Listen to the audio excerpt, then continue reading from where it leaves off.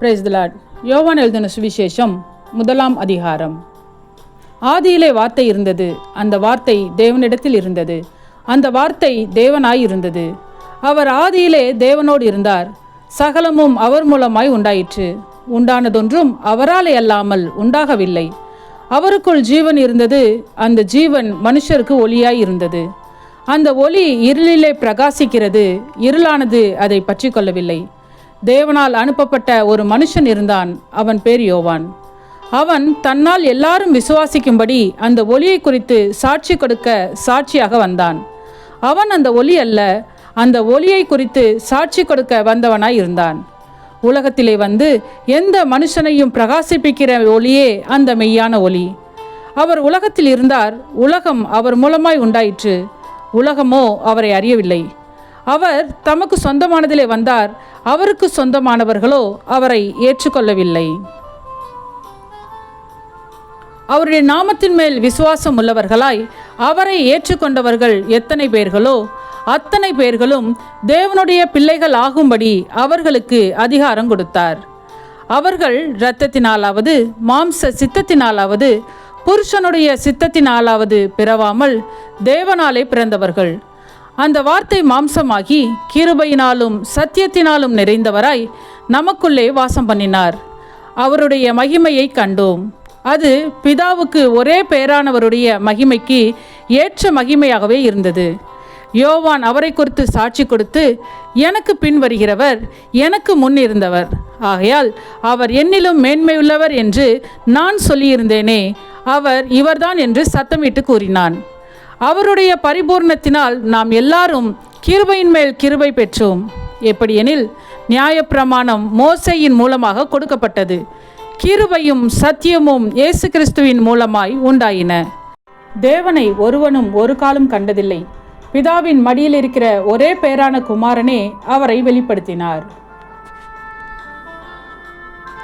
எருசலேமில் இருந்து யூதர்கள் ஆசாரியரையும் லேவியரையும் யோவானிடத்தில் அனுப்பி, நீர் யார் என்று கேட்டபொழுது அவன் மறுதலியாமல் அறிக்கையிட்டதும் அன்றி நான் கிறிஸ்து அல்ல என்றும் அறிக்கையிட்டான்.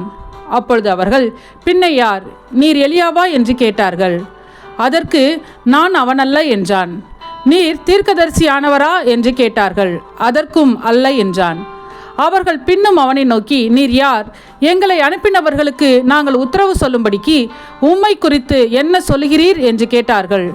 அதற்கு அவன், கர்த்தருக்கு வழியை செவ்வை பண்ணுங்கள் என்று ஏசாயா தீர்க்கதரிசி சொன்னபடியே நான் வனாந்திரத்திலே கூப்பிடுகிறவனுடைய சத்தமாய் இருக்கிறேன் என்றான்.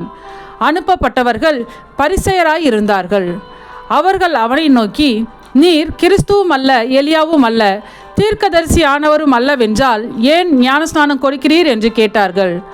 யோவான் அவர்களுக்கு பிரதியுத்தரமாக, நான் ஜலத்தினாலே ஞானஸ்நானம் கொடுக்கிறேன், நீங்கள் அறியாதிருக்கிற ஒருவர் உங்கள் நடுவிலே நிற்கிறார். அவர் எனக்கு பின் வந்தும் என்னிலும் மேன்மையுள்ளவர், அவருடைய பாதரட்சியின் வாரை அவிழ்ப்பதற்கும் நான் பாத்திரன் அல்ல என்றான். இவைகள் யோர்தானுக்கு அக்கறையில் யோவான் ஞானஸ்நானம் கொடுத்த பெத்தாபராவிலே நடந்தன. மறுநாளிலே யோவான் இயேசுவை தன்னிடத்தில் வர கண்டு, இதோ உலகத்தின் பாவத்தை சுமந்து தீர்க்கிற தேவ ஆட்டுக்குட்டி, எனக்கு பின் ஒருவர் வருகிறார், அவர் எனக்கு முன்னிருந்தபடியால் என்னிலும் மேன்மை உள்ளவர் என்று நான் சொன்னேனே, அவர் இவர்தான். நானும் இவரை அறியாதிருந்தேன். இவர் இஸ்ரவேலுக்கு வெளிப்படும் பொருட்டாக நான் ஜலத்தினாலே ஞானஸ்நானம் கொடுக்க வந்தேன் என்றான். பின்னும் யோவான் சாட்சியாக சொன்னது, ஆவியானவர் புறாவை போல வானத்திலிருந்து இறங்கி இவர் மேல் தங்கினதை கண்டேன். நானும் இவரை அறியாதிருந்தேன்.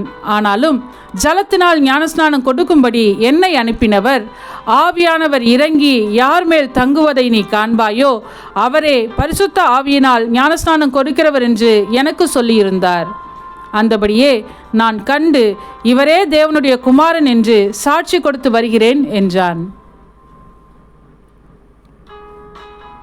மறுநாளிலே யோவானும் அவனுடைய சீஷரில் 2 பேரும் நிற்கும்போது இயேசு நடந்து போகிறதை அவன் கண்டு, இதோ தேவ ஆட்டுக்குட்டி என்றான். அவன் அப்படி சொன்னதை அவ்விரண்டு சீஷரும் கேட்டு இயேசுவுக்கு பின் சென்றார்கள். இயேசு திரும்பி அவர்கள் பின் செல்கிறதை கண்டு, என்ன தேடுகிறீர்கள் என்றார். அதற்கு அவர்கள், ரபி, நீர் எங்கே தங்கியிருக்கிறீர் என்று கேட்டார்கள். ரபி என்பதற்கு போதகரே என்று அர்த்தமாம். அவர், வந்து பாருங்கள் என்றார். அவர்கள் வந்து அவர் தங்கியிருந்த இடத்தை கண்டு அன்றைய தினம் அவரிடத்தில் தங்கினார்கள். அப்பொழுது ஏறக்குறைய 10 மணி வேளையாய் இருந்தது. யோவான் சொன்னதை கேட்டு அவருக்கு பின் சென்ற 2 பேரில் ஒருவன் சீமோன் பேதுருவின் சகோதரனாகிய அந்திரேயா என்பவன். அவன் முதலாவது தன் சகோதரனாகிய சீமோனை கண்டு, மேசியாவை கண்டோம் என்று சொன்னான். மேசியா என்பதற்கு கிறிஸ்து என்று அர்த்தமாம். பின்பு அவனை இயேசுவினிடத்தில் கூட்டிக் கொண்டு வந்தான். இயேசு அவனை பார்த்து, நீ யோனாவின் மகனாகிய சீமோன், நீ கேபா எனப்படுவாய் என்றார். கேபா என்பதற்கு பேதுரு என்று அர்த்தமாம். மறுநாளிலே இயேசு கலிலேயாவுக்கு போக மனதாய் இருந்து பிலிப்புவை கண்டு, நீ எனக்கு பின் சென்று வா என்றார். பிலிப் என்பவன் அந்திரேயா பேதுரு என்பவர்களுடைய ஊராகிய பெத்சாயிதா பட்டணத்தான். பிலிப்பு நாத்தான்வேலை கண்டு, நியாய பிரமாணத்திலே மோசேயும் தீர்க்கதரிசிகளும் எழுதியிருக்கிறவரை கண்டோம். அவர் யோசேப்பின் குமாரனும் நாசரேத்தூரானுமாகிய இயேசுவே என்றான்.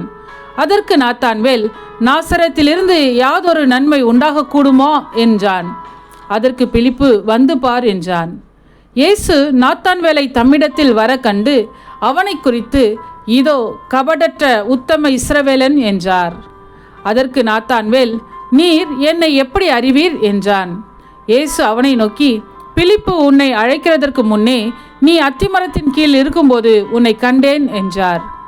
அதற்கு நாத்தான்வேல், ரபி, நீர் தேவனுடைய குமாரன், நீர் இஸ்ரவேலின் ராஜா என்றான். இயேசு அவனுக்கு பிரதியுத்தரமாக, அத்திமரத்தின் கீழே உன்னை கண்டேன் என்று நான் உனக்கு சொன்னதினாலேயா விசுவாசிக்கிறாய்? இதிலும் பெரிதானவைகளை காண்பாய் என்றார். பின்னும் அவர் அவனை நோக்கி, வானம் திறந்திருக்கிறதையும் தேவதூதர்கள் மனுஷகுமாரனிடத்திலிருந்து ஏறுகிறதையும் இறங்குகிறதையும் நீங்கள் இது முதல் காண்பீர்கள் என்று மெய்யாகவே மெய்யாகவே உங்களுக்கு சொல்லுகிறேன் என்றார். ஆமென். சத்தியத்தையும் அறிவீர்கள், சத்தியம் உங்களை விடுதலையாக்கும். இந்த வசனத்தின்படி அநேகர் சத்தியத்தை அறிந்து விடுதலையாக்கப்பட இந்த சேனலை லைக் செய்யுங்கள், அநேகருக்கு ஷேர் பண்ணுங்கள். ஜீவ வார்த்தையை தினமும் கேட்க சப்ஸ்கிரைப் செய்யுங்கள்.